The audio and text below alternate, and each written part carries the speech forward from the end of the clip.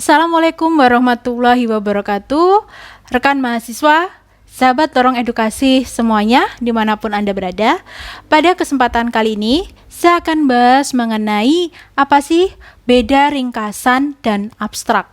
Nah, mungkin rekan mahasiswa semuanya telah banyak mendengar mengenai ringkasan, abstrak, tapi apa bedanya ringkasan dan abstrak di dalam penulisan suatu karya tulis ilmiah?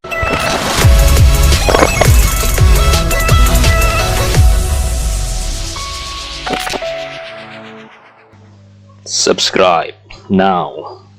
Oke, ringkasan. Ringkasan asal katanya berasal dari kata summary yang berarti penyajian secara singkat bagian-bagian dari substansi suatu karya ilmiah. Dalam ringkasan itu diuraikan secara singkat, memuat tentang latar belakang, tujuan, metode. Di sini misalkan metode pelaksanaan kegiatan, atau metode penelitian, atau metode penulisan. Silakan bisa dituliskan di situ. Kemudian memuat mengenai hasil kegiatan, hasil dan pembahasan penelitian, atau hasil dan pembahasan dari kajian literatur. Dan juga memuat mengenai kesimpulan yang diperoleh dari suatu penulisan karya tulis ilmiah atau dari suatu penelitian yang telah dilakukan. Ringkasan itu ditulis dalam bahasa Indonesia atau juga bisa diterjemahkan dalam bahasa Inggris. Biasanya itu tidak lebih dari 600 kata atau setara dengan 2 halaman ya. Biasanya itu untuk jumlah halaman. 2 halaman, ukuran A4 dengan jarak antar baris, ada yang 1,5 spasi, ada juga yang 1 spasi. Jadi rekan mahasiswa semuanya tidak perlu bingung ya, jadi yang benar yang mana nih gitu ya. Tetapi sesuaikan saja dengan pedoman penulisan atau gaya selingkung di mana rekan mahasiswa mengikuti suatu perlombaan atau di mana rekan mahasiswa tadi itu menuliskan karya tulis ilmiahnya. Bisa dipahami ya, itu mengenai ringkasan. Baik, berikutnya adalah abstrak. Menurut ISO, abstrak ialah uraian singkat yang akurat, yang mewakili isi atau inti suatu dokumen atau hasil penelitian, hasil penulisan gitu ya, tanpa adanya tambahan interpretasi. Ya, jadi tidak dimaknai gitu ya, di dalamnya itu tidak dimaknai langsung masalahnya apa, tujuan yang ingin dicapai apa gitu ya, metode yang digunakan, hasil, kemudian dan kesimpulannya gitu. Nah, itu adalah abstrak. Kemudian menurut KBBI, Kamus Besar Bahasa Indonesia, abstrak itu diartikan sebagai sebuah ikhtisar dari sebuah karangan ya, laporan atau sebuah dokumen. Itu abstrak. Nah, itu tadi bedanya ringkasan dan abstrak. Abstrak, kalau secara lebih lanjut kita bahas, di sini abstrak itu ditulis dalam satu paragraf saja ya. Tapi kalau ringkasan tadi itu bisa sekitar 4-5 paragraf ya. Jadi kalau ringkasan itu biasanya yang paragraf pertama itu adalah latar belakangnya, digandengkan sama tujuannya gitu ya. Paragraf kedua itu membahas tentang metode. Paragraf ketiga itu tentang hasil, sampai misalkan paragraf keempat hasil pembahasan, kemudian kesimpulan. Nah, itu kalau ringkasan.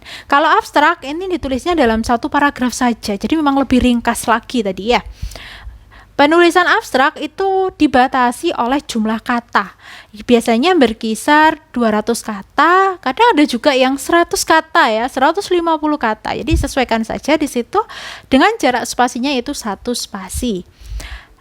Kemudian meskipun sangat singkat tadi, abstrak itu tetap harus memuat komponennya. Tadi yang telah saya sebutkan ya, ada latar belakang, tujuan, kemudian metodenya, hasil dan pembahasan, serta kesimpulan. Oke. Ini tadi sudah pendahuluan, tujuan yang ingin dicapai, metode, hasil, dan kesimpulan. Berikutnya, abstrak itu juga memuat kata kunci atau keyword. yang terdiri dari 3 sampai 5 kata yang dapat mengarahkan pembaca untuk memahami artikel yang sedang dibaca. Jadi tujuannya di situ adanya kata kunci. Biasanya juga untuk memudahkan calon pembaca untuk men-searching di Google gitu ya, kalau di situ dicantumkan kata kunci. Jadi nanti pembaca itu akan lebih fokus, lebih terarah di dalam mencari artikel yang ingin dia baca begitu. Apakah misalnya artikelnya mau di bidang penelitian pendidikan gitu ya, media, atau misalkan di bidang sosial dan sebagainya, semua artikelnya pasti di dalam abstraknya itu tertulis kata kunci. Oke, ini saya berikan contoh, ada ringkasan ya. Ini kalau Anda rekan mahasiswa lihat di video saya sebelumnya di situ. Nah, di situ saya bahas mengenai LKTI secara umum dan juga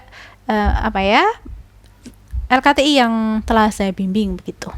Nah, ini adalah contoh ringkasan dari salah satu judul, integrasi metode pembelajaran fisika berbasis Al-Quran terhadap literasi sains dan akhlak peserta didik sebagai solusi inovatif problematika remaja di era disrupsi. Nah, ini di awal ini kalau tadi saya sampaikan ringkasan itu bisa beberapa paragraf ya.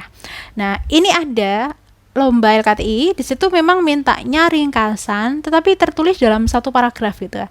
Jadi sekali lagi yang perlu diperhatikan, sesuaikan dengan gaya selingkung atau pedoman penulisannya ya. Jadi ini ringkasan yang tertuang dalam satu paragraf gitu ya. Nah, ini memuat masalah, tapi kalau secara umum komponennya sama ya. Ada memuat masalah ini secara umum, kemudian masalah secara khususnya apa, fakta yang ada itu seperti apa, dan juga nanti metode. Nah, metodenya apa yang digunakan di dalam penulisan karya tulis ilmiah. Yang saya contohkan ini adalah metode penulisan karya tulis ilmiah yang menggunakan library research ya, atau studi literatur. Oke, dari situ. Nah, karya tulis ilmiah Al-Quran ini terinspirasi dari Quran surat An-Nahl, di sini salah satunya di ayat 125.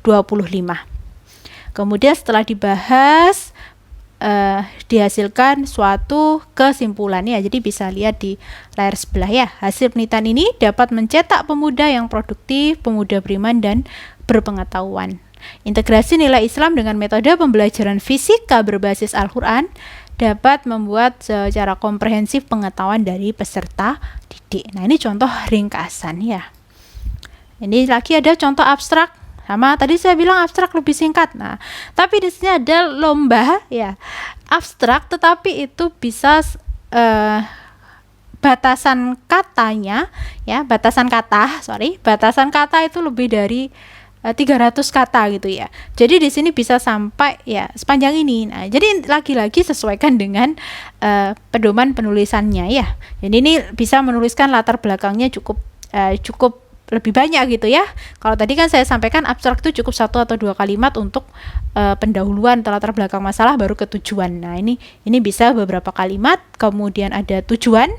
Ini setelah terbelakang ada tujuan. Tujuan penulisan karya tulis ilmiah ini adalah untuk mengembangkan muktasor, mukena berteknologi Arduino dan sensor sebagai solusi inovatif untuk mengatasi problematika alat sholat muslimah yang terjadi. Ini tujuannya. Metodenya apa? Jadi metodenya Anda tuliskan di situ. Kajian kepustakaan dan studi kasus tentang problematika penggunaan mukena ya. Tuh, kemudian hasilnya apa? Pembahasannya Anda tuliskan, kemudian kesimpulan. Berikutnya yang terakhir adalah kata kunci. Nah, tadi saya sampaikan ada kata kunci di sini ya. Lihat di judulnya atau hal yang terkait di dalam isi ini. Oh, di situ ada mukena, ada mutasor, sensor gitu misalkan. Oke. Ini contoh lagi abstrak. Nah, ini yang lebih ringkas untuk contoh abstrak dari LKTI yang berjudul Star Book of Albert Einstein, Inovasi Media Pembelajaran Berbasis Desain Visual sebagai Optimalisasi Literasi Sains Siswa Menyongsong Indonesia Emas 2045. Abstraknya ini adalah latar belakang ya sekitar 1 atau 2 kalimat ya, bisa dilihat di sebelah. Oke, kemudian Tujuan, nah setelah latar belakangnya tadi ada tujuan. Tujuan penulisan karya tulis ilmiah ini yaitu mengembangkan dan menguraikan efektivitas inovasi media pembelajaran Star Book of Albert Einstein untuk menyongsong Indonesia Mas 2045. Kemudian yaitu metode penulisan karya tulis ilmiah ini yaitu library research, dan juga bisa dituliskan di sini ya medianya itu apa saja ya yang digunakan, dan terakhir adalah kesimpulan serta jangan lupa untuk mencantumkan kata kunci. Oke, baik, itulah tadi yang dapat saya sampaikan mengenai beda ringkasan dan abstrak. Semoga bermanfaat, dan ingat untuk like, share, dan subscribe channel ini bagi yang belum. Wassalamualaikum warahmatullahi wabarakatuh.